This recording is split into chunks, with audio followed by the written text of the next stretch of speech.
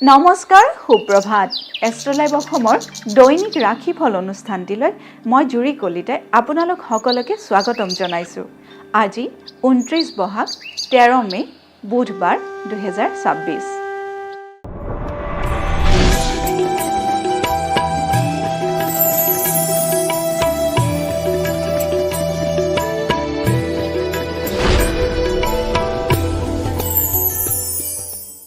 পঞ্চাং অনুসৰি আজিৰ দিনটো ৰাশিফল মেষ ৰাশি।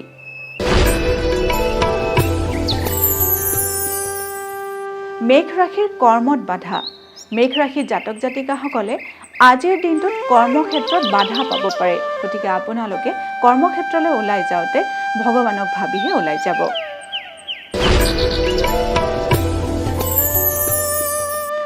বৃষ ৰাশি। বৃষ ৰাশিৰ কাৰ্যসিদ্ধি।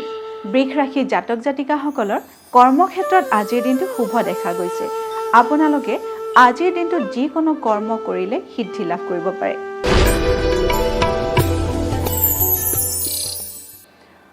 মিথুন ৰাশি।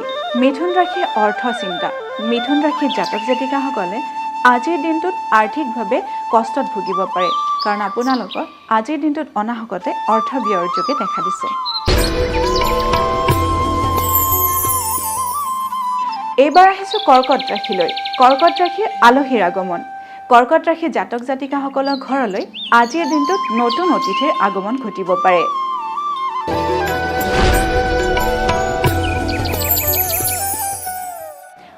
সিংহ ৰাশি।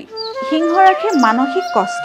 সিংহ ৰাশিৰ জাতক জাতিকাসকলে আজিৰ দিনটোত মনোকষ্টত ভুগিব পাৰে, গতিকে আজিৰ দিনটো আপোনালোকে দৃঢ়তাৰে চলিব।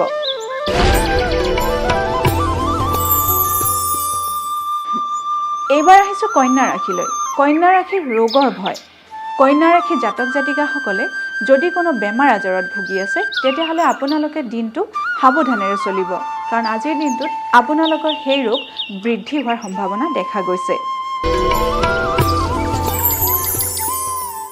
তুলা ৰাশি। তুলা ৰাশিৰ ক্ৰীড়াত শুভ। তুলা ৰাশিৰ জাতক জাতিকাসকলে যদি খেল ধেমালিৰ লগত জড়িত হৈ আছে, তেতিয়াহ'লে আপোনালোকৰ আজিৰ দিনটো শুভ দেখা গৈছে।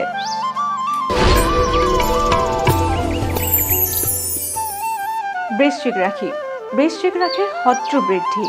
বৃশ্চিক ৰাশিৰ জাতক জাতিকাসকলে আজিৰ দিনটোত শত্ৰুৰ পৰা সাৱধানেৰে চলিব, কাৰণ আজিৰ দিনটোত আপোনালোকৰ কৰ্মক্ষেত্ৰতে হওক বা যিকোনো ব্যক্তিগত ক্ষেত্ৰতে হওক শত্ৰু বৃদ্ধিৰ সম্ভাৱনাই দেখা দিছে। ধনু ৰাশি। ধনু ৰাশিৰ কৰ্মত সুখ্যাতি। ধনু ৰাশিৰ জাতক জাতিকাসকলৰ কৰ্মক্ষেত্ৰত সুখ্যাতিৰ যোগে দেখা দিছে।